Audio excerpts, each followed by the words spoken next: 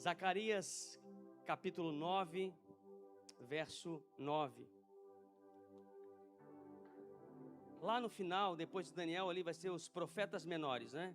Não são menores em tamanho, nem menores no que o Espírito Santo deu a eles, ou melhor, que Deus capacitou eles, mas eram menores porque eles escreveram as menores cartas, né? As menores escrituras. Então eles são descritos como os profetas menores. Zacarias 9, verso 9, diz assim: Alegra-te muito, ó filha de Sião, exulte, ó filha de Jerusalém, eis que o seu rei vem até você, justo e salvador, humilde, montado em um jumento, num jumentinho cria de uma jumenta. Amém? Você vai agora para Marcos capítulo 11, já no Novo Testamento, depois de Mateus, você vai em Marcos, e nós vamos ler ali um texto um pouquinho maior, que diz assim, Marcos capítulo 11, todos acharam? Se você não achou, é só acompanhar aqui no telão. Quando se aproximavam de Jerusalém, de Betfagé e Betânia, junto ao Monte das Oliveiras, Jesus enviou 2 dos seus discípulos e disse-lhes: Vão até a aldeia que está diante de vocês e logo ao entrar encontrarão preso um jumentinho, ao qual ainda ninguém montou. Desprendam o jumentinho e tragam aqui. Se alguém perguntar por que estão fazendo isso, respondam: o Senhor precisa dele e logo o mandará de volta para cá. Então foram e acharam um jumentinho preso junto ao portão, do lado de fora da rua, e o desprenderam. Alguns dos que estavam ali reclamaram: o que estão fazendo soltando o jumentinho? Eles, porém, responderam conforme as instruções de Jesus. Então os deixaram ir. Levaram o jumentinho a Jesus, puseram as suas capas sobre o animal e Jesus montou neles. Muitos estenderam as suas capas no caminho e outros espalharam ramos que tinham cortado nos campos. Tanto os que iam adiante dele como os que seguiam clamavam: Hosana, bendito ao que vem em nome do Senhor. Bendito o reino que vem, o reino de Davi, nosso Pai. Hosana nas maiores alturas. Amém? Senhor Deus e eterno Pai, é no nome de Jesus que mais uma vez, Pai, nós entramos diante da Tua presença. Senhor, até agora nós rendemos louvores a Ti, Senhor, e agora nós queremos que o Teu Espírito, Senhor, fale aos nossos corações. Senhor, essa palavra já falou comigo, Senhor, mas eu sei que há de falar com os Teus filhos. Senhor, prepara os nossos corações para ouvir a Tua palavra. É o que nós te pedimos, Pai, e te agradecemos em nome de Jesus. Se você sabe...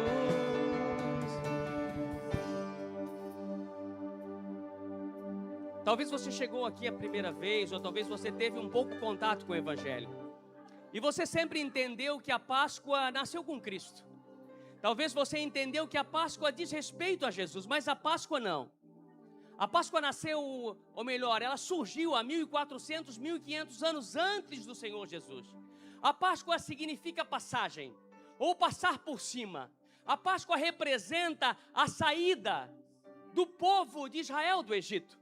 Lá começou a Páscoa. Jesus é crucificado e ele inicia essa caminhada num dia de Páscoa. Quando entra em Jerusalém para ser crucificado e depois para ressurgir dentre os mortos, é numa celebração de Páscoa. E o Senhor Jesus, ele morre e ressuscita numa celebração de Páscoa, dando uma direção, mostrando claramente que agora viria uma verdadeira salvação. E quando nós lemos esse contexto aqui de Zacarias, como Isaías, como demais profetas, como em Salmos, nós vimos que profetizaram a respeito de um Messias, de um libertador, de um verdadeiro homem que viria para libertar Israel. Eles esperavam alguém que libertasse porque eles estavam sob domínio. Quando não era assírio, quando não era babilônico, agora eles estavam sob domínio romano. Estavam presos. Não tinham um governo seu. Davi era...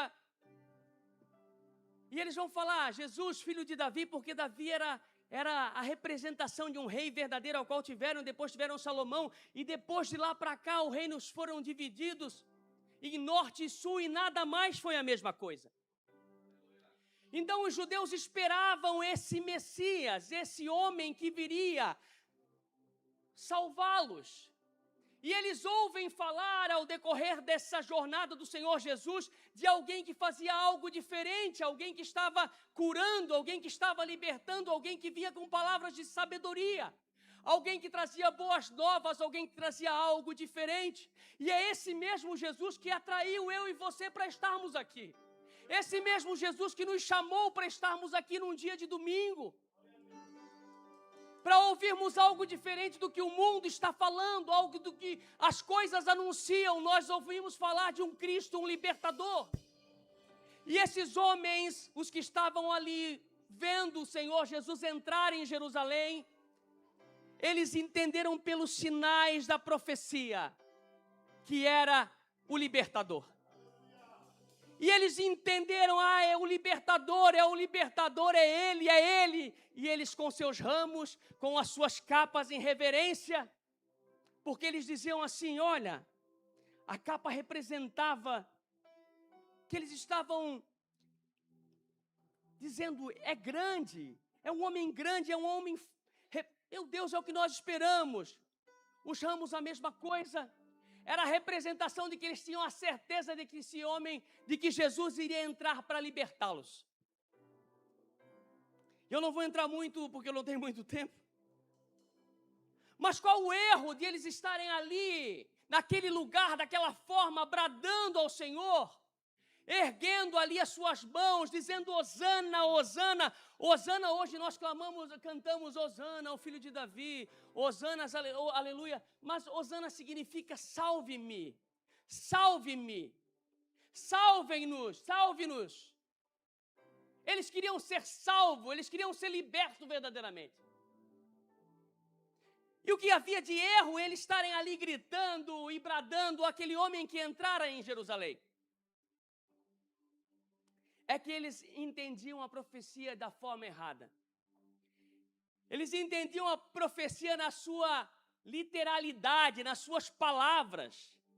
Porque Zacarias deixa bem claro, e o Senhor Jesus faz conforme o profeta falou, porque ele sempre fazia para que se cumpra as profecias. Ele fazia para deixar marcado que ele viria, e lá na frente ninguém pudesse dizer, não, ele não fez. Ele fez sim, ele fez. Ele fez conforme estava escrito, ele fez tudo conforme foi anunciado.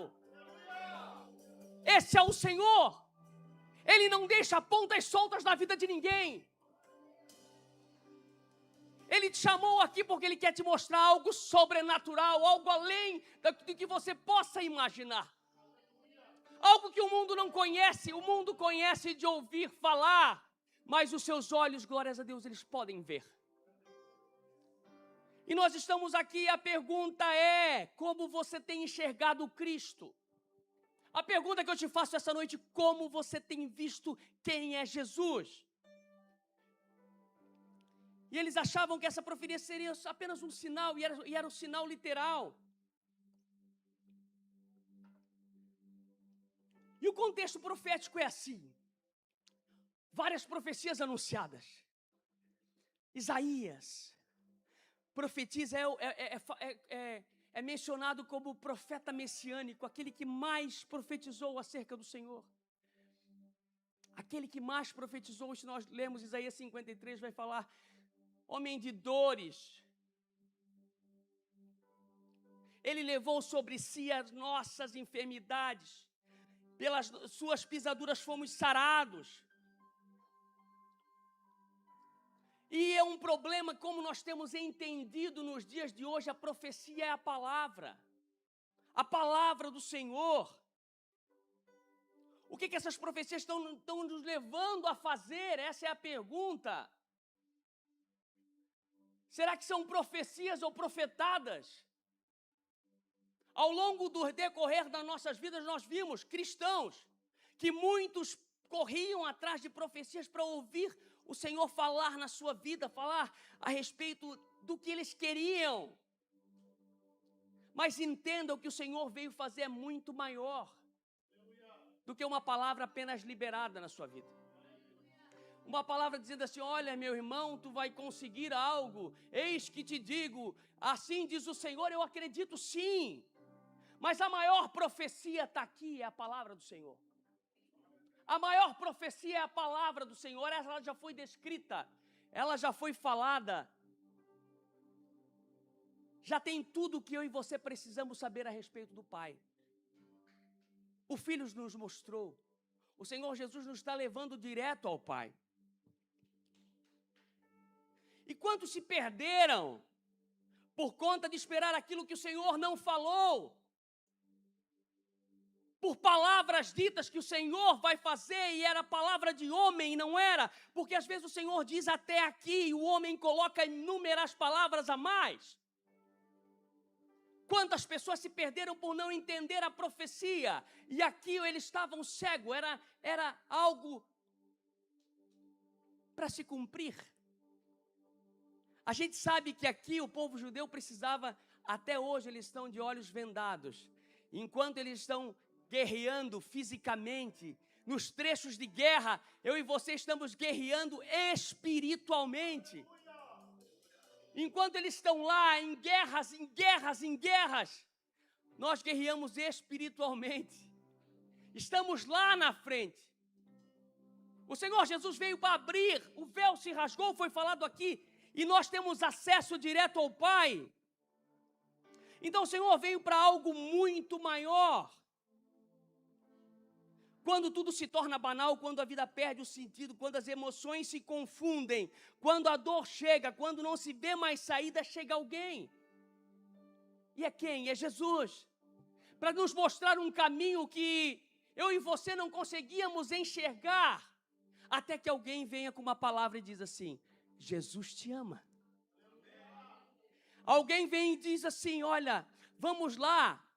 Tem um culto lá. Não, mas eu não gosto, eu tenho a minha religião. Não, mas vamos lá. É diferente, você vem aqui, você ouve as boas novas do Evangelho. Você não ouve falar da religião, mas você ouve falar de um Salvador, Jesus, o Filho, o Salvador. Você vê que há algo diferente sendo proclamado. E você diz: eu quero isso para a minha vida. Eu quero experimentar isso, eu quero entender um pouco mais disso.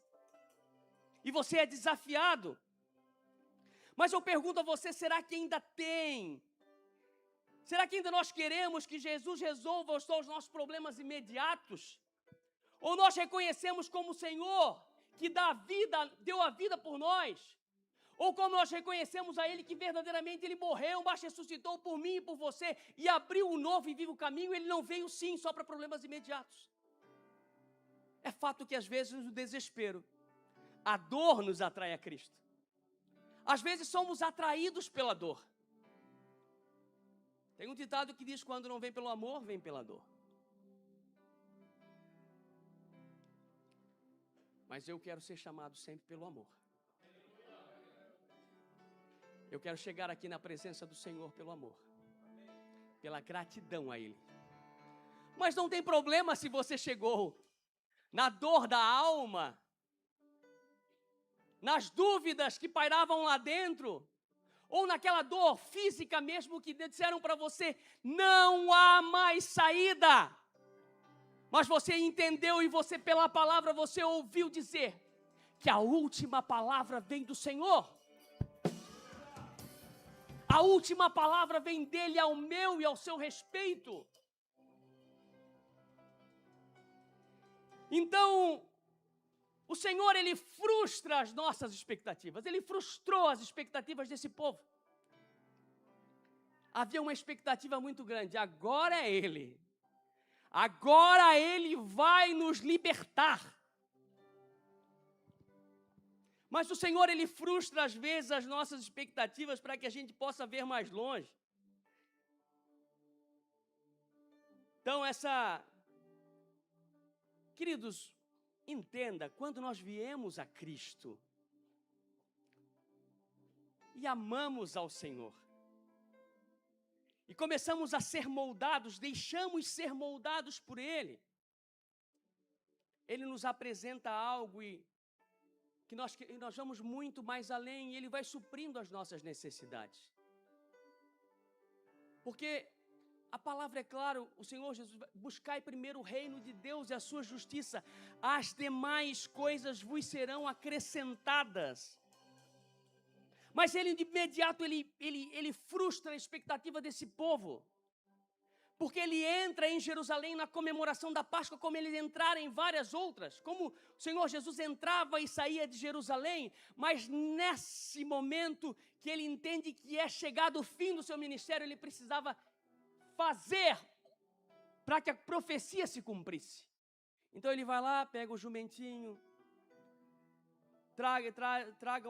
trazem até Ele, colocam as suas capas, Ele monta, e Ele entra. Ele não entra como um rei. Um rei entraria num cavalo, olhando o povo de cima para baixo. Jesus entra num jumentinho, olhando todos olho no olho. O Senhor te olha olho no olho. O Senhor te olha olho no olho, querido. O Senhor sabe o que tu precisa. E quando Ele te olha, Ele te sonda no íntimo, no profundo e no secreto. Aquela notícia que nós não esperávamos, aquela vontade, a busca que não foi saciada, aquele amor que não foi correspondido, aquela resposta que não veio, aquela ingratidão a quem você fez o seu melhor.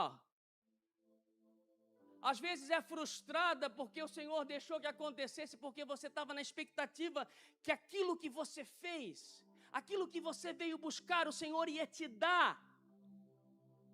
Mas o Senhor quer te dar algo a mais. E nós vamos entender que, ao longo dessa pregação, que a frustração é gerada na nossa expectativa. Eles se frustraram na expectativa de quando eles olharam Jesus entrar. Eles disseram, agora Ele vai nos libertar, sendo que Ele já tinha anunciado algo muito maior. Ele tinha curado, Ele havia libertado, Ele tinha dado palavras que ouviram, nunca tinham ouvido. Eles tinham visto os milagres. Lázaro havia ressuscitado há poucos dias atrás. O Senhor Jesus tem feito muitos milagres para mim e para você. Muitos milagres o Senhor tem feito nas nossas vidas, nos detalhes pequenos, que Ele molda os caminhos para eu e você passar tranquilo quando estamos na presença dEle. Eu sempre falo, os caminhos vão se arrumando e você vai passando. Nós fomos viajar esse final de semana, eu sempre falo que a gente vai viajar, gastar o que tem comprando o que não precisa. Ou melhor, gastar o que não tem comprando o que não precisa. Essas viagens que a gente vai para o Paraguai, para esse lugar assim. 12 horas de carro. 12 horas dirigindo. Vai, não chega. Daí, quando chegou a 2 horas, nós estávamos mais ou menos no horário do culto aqui, nós estávamos em viagem. Daí eu comecei para a Aline, vai começar o culto, porque era 2 horas para chegar. Agora, acabou o louvor, falta 1h30. Porque nós temos mais ou menos um tempo cronometrado, né? E na volta de lá para cá, a gente foi em paz, voltou em paz, para a glória do Senhor, para esquecer um pouco dos problemas, do trabalho excessivo que a gente faz. E eu vinha meditando no que havia acontecido durante a semana. Ali na sexta-feira, alguns irmãos postaram, alguns irmãos estiveram ali em Balneário Camboriú, replicaram um evento que aconteceu lá em Florianópolis e aqui em Balneário Camboriú, deu umas 15 mil pessoas e muita gente. O evangelho se movimentando, as coisas se movimentando, pessoas querendo procurar mais ao Senhor, querer ter uma experiência, a qual estão ouvindo que tem. Lá numa igreja é diferente, vamos lá, e elas esperam experiências. E eu fiquei meditando com o Senhor e me chamou a atenção, porque algumas pessoas foram batizadas naquele mesmo evento. É fato que alguns vão na emoção, mas alguns vão pelo coração, porque sentiram algo diferente. Pode que todos não avancem no Evangelho. Apenas foram chamados. Mas algum naquele ali foi escolhido. E vai querer mais algo, assim como eu e você que estamos aqui, somos escolhidos do Senhor. O Senhor nos chamou e nos chamou até que nós sentimos que devíamos estar aqui, buscar mais dEle e saber mais dEle. E eu questionando o Senhor, mas a religiosidade tem... Muitos vão julgar. Eu comecei a pensar sobre isso. E me veio palavras que nunca estão no meu vocabulário. Veio uma palavra assim, pragmatismo. Isso é. Crônico. Religioso. E eu anotei pragmatismo religioso crônico. Não é filosófico. Mas o que é o pragmatismo? E eu fui saber o que é, porque essa palavra não é uma palavra do meu vocabulário. E é aquilo, pragmatismo é que a gente quer resultado imediato. Infelizmente, as pessoas têm buscado algo imediato no Senhor. A oração, ela vale pelo que se obtém, a fé se mantém enquanto se obtém vantagem. Os rituais são repetidos para controle da ansiedade e dos resultados que são previsíveis. Se mantém as práticas religiosas por hábito funcional, para que aquilo funcione. Mas também do lado da liderança, eles querem obter resultado. Pelo lado da liderança, qual é o auge? É que as igrejas estejam cheias, as arrecadações sejam grandes. E o Evangelho, ele é simples. O Evangelho é falar que Jesus vai voltar. É falar que Ele veio para mim e te salvar. Ele deu a vida por mim e por você. Esse é o Evangelho que é para ser proclamado. Essa é a palavra que o Senhor quer que nós venhamos a falar. Não precisamos esperar por resultados e às vezes a gente se penaliza, a gente quer resultado. Mas é o Senhor quem faz. É o Espírito que move os corações. Nós só precisamos pregar e anunciar a boa nova do Evangelho. De um Senhor que fez de tudo. Ele entra numa comemoração de Páscoa, ele entra em Jerusalém para mudar a história, para mudar o contexto de um mundo que estava fadado ao fracasso e ao sofrimento. O Senhor Jesus entrou na cena para mudar a minha e a tua história. É esse Jesus ao qual eu e você conhecemos. É esse Jesus ao qual nós precisamos dizer que santo, santo, santo. Tu és santo, Senhor, tu és santo, Senhor. A ti a honra, a ti a glória. Obrigado, Deus, pelo teu sacrifício. Obrigado, Senhor, porque num dia como hoje, Pai, eu posso levantar as minhas mãos e dizer, tu és grande, tu és maravilhoso. Tu me resgataste, Senhor, tu me resgataste.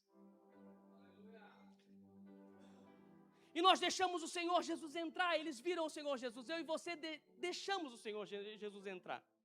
Eles gritaram, salva-nos, te pedimos, salva-nos, por favor. E Jesus entrou e você deixou ele entrar, e agora? Será que nós queremos ser apenas um salvador? Ou nós também queremos ser crucificados com ele? Será que você quer crucificar a sua carne com ele? Marcos 8, 34, 36 vai falar assim. Então, convocando a multidão, e juntamente os seus discípulos, Jesus lhe disse, se alguém quer vir após mim, negue-se a si mesmo, tome a sua cruz e siga-me. Porque quem quiser salvar a sua vida, perderá. E quem perder a vida por minha causa e por causa do Evangelho, esse a salvará.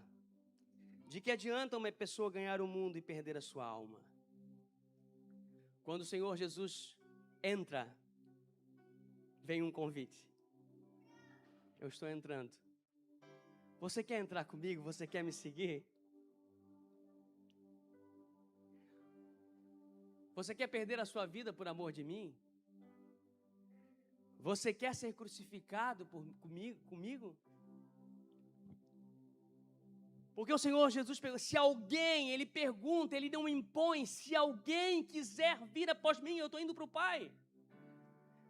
Eu estou indo para o Pai, eu estou indo para o Pai. Se alguém quiser vir após mim, negue-se a si mesmo. Precisamos negar a carne, negar as nossas vontades, negar aquilo que nos satisfaz agora, mas pode nos levar à perdição. O Senhor tem algo muito grande. E a gente vê isso quando a gente vai envelhecendo. Jesus, já estou chegando nos 50. Estou chegando nos 50. Eu fiz pouco para ti. Eu podia ter feito mais. Mas ainda dá tempo. Ainda dá tempo de nós levarmos a boa nova do Evangelho lá fora e dizer, Jesus te ama. Ainda dá tempo de você buscar mais dele, dizer Jesus, eu quero ser crucificado contigo. Não vivo mais eu, mas Cristo vive em mim. Porque quem quiser salvar a sua vida aqui, a sua vida, eu sempre falo, eu tinha a minha vida, entre aspas, a minha vida, que eu julgava que era a minha vida, os meus planos, os meus projetos, mas quando o Senhor se torna referência, quando nós vimos que é nele que nós precisamos estar mais e mais, nós vimos que tudo que nós fizemos é perda de tempo, é igual correr atrás do vento, como diz Salomão. E nós precisamos entender que nós precisamos buscar mais o Senhor. Então, Jesus ainda fala assim, mas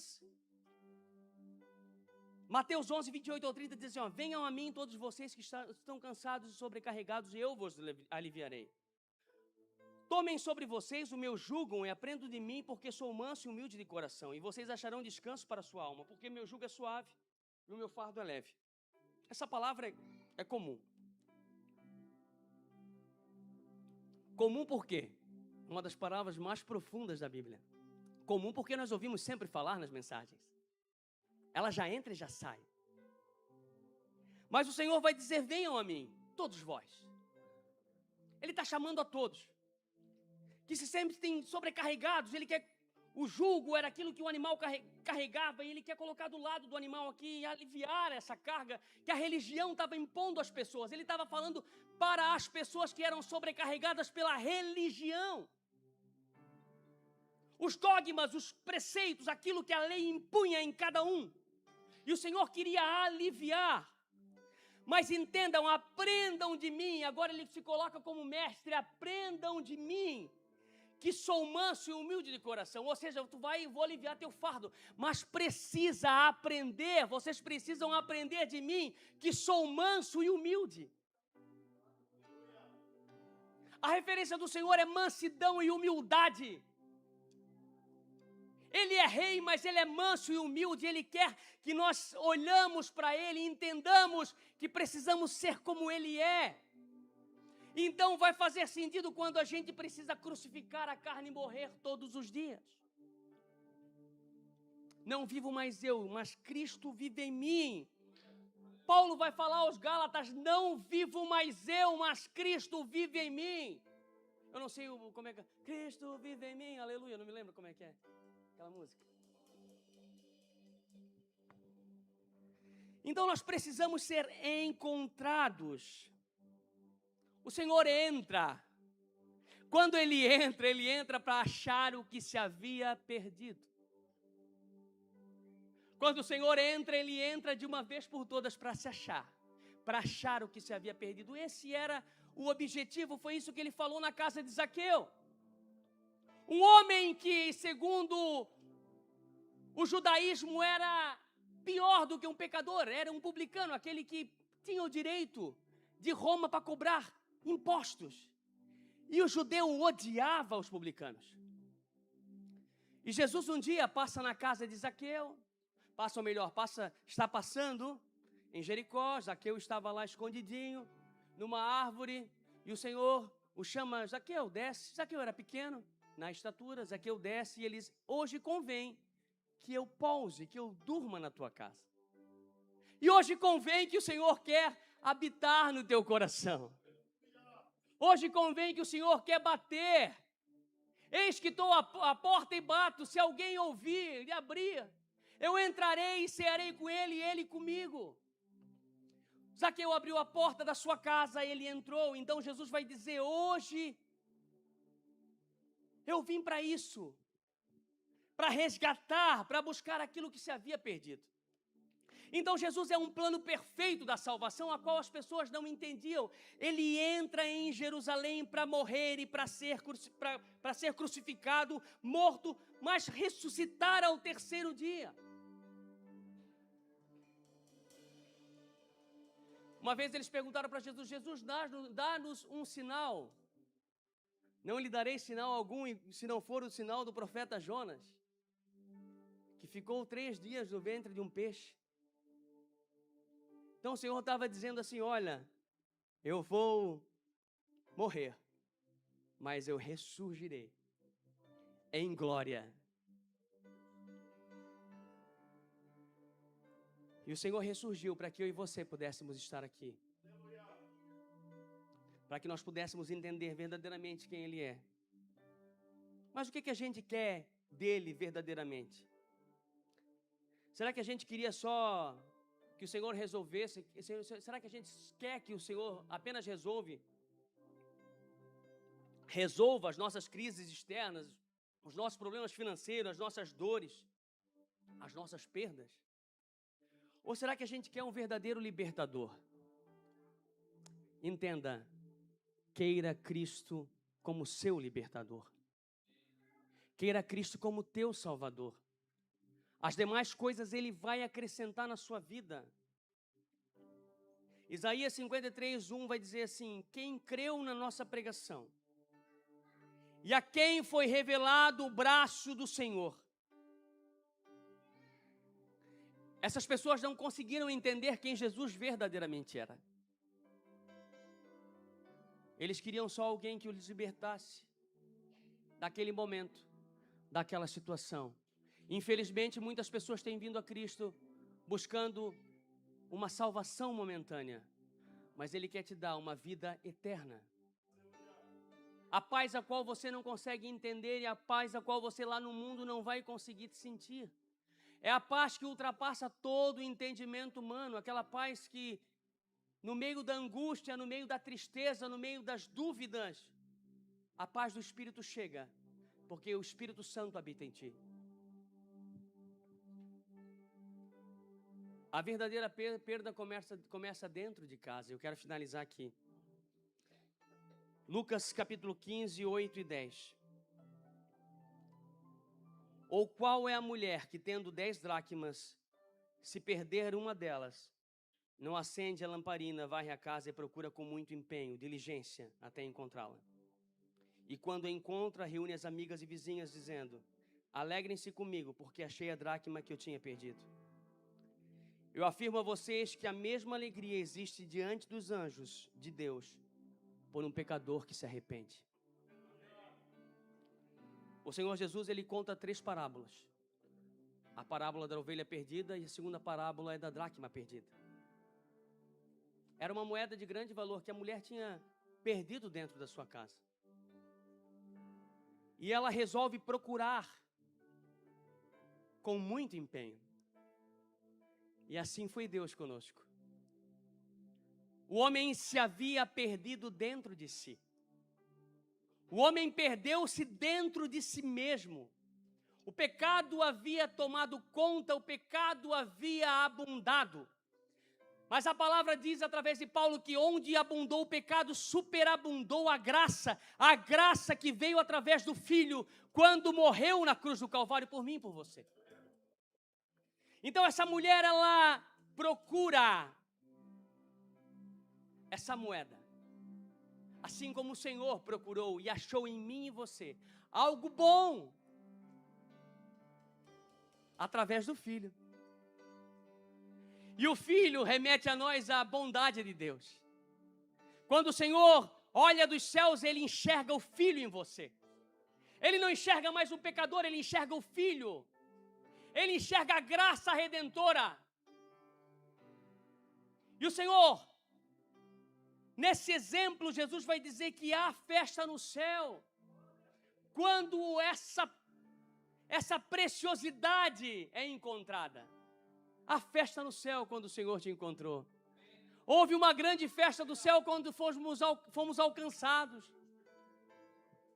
E nós precisamos celebrar. Nós havíamos perdido a consciência do nosso valor diante de Deus. Nós havíamos perdido a intimidade com o Pai. O homem não tinha intimidade com o Pai. Nós havíamos perdido a imagem divina em meio ao pecado. Mas o Senhor nos resgatou. Você está aí, igreja? Você foi resgatado? Ele te encontrou. A cruz é a candeia acesa que aquela mulher acendeu.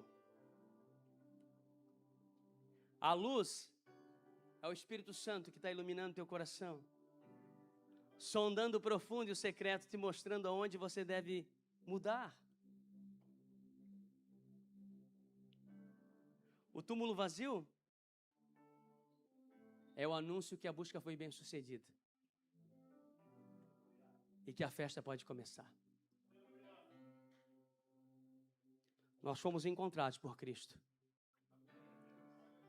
A cruz não foi a derrota do Senhor Jesus. Para o diabo, ele achou que tinha finalizado ali. Mas quando ele ressuscita, a chave do inferno e da morte vem na mão dele. O Senhor quer mudar a minha e a sua história. O Senhor quer nos transformar cada dia mais para a honra e glória dele. Eu sempre falo, esqueça da religião. Busque a Cristo. Busque o Senhor Jesus. E quando isso falou ao meu coração no carro, eu fiquei pensando, meu Deus, mas que palavra é essa? Por que pragmatismo? Que palavra é essa? E eu não havia parado o carro, fui ver isso só em casa e aquilo ficou no meu ouvido. Eu fui entender que a gente quer resultado do Senhor. A gente às vezes está aqui porque a gente quer resultado imediato, a gente quer um evangelho, uma via de mão dupla. Eu vou, mas as coisas têm que virem até mim. O Senhor não te prometeu nada além da salvação. Mas Ele é tão bom que sabe tudo o que você precisa. Ele sabe tudo o que tu precisa. E Ele é Pai. E um pai não deixa um filho desamparado. Então busque ao Senhor. Busque verdadeiramente a Ele. E Ele vai te suprir naquilo que você precisa. Não andeis ansiosos por coisa alguma. Palavras do Senhor Jesus, não andeis ansiosos por coisa alguma. Olhe para as aves do céu. Olhe para os lírios dos campos. Esteja firme no Senhor. Faça uma autoanálise. Nós vamos cear daqui a pouco. Nós estamos entrando no momento de ceia. Vamos comer a Páscoa aqui. Cada ceia nós celebramos a Páscoa.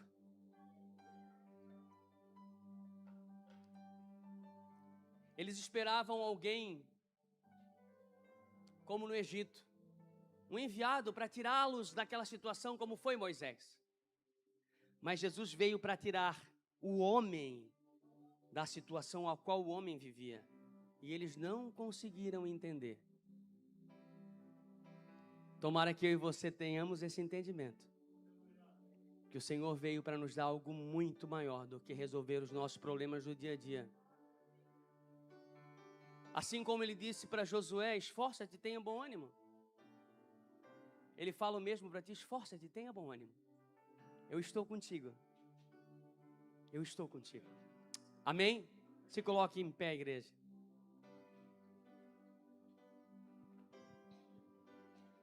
Digno é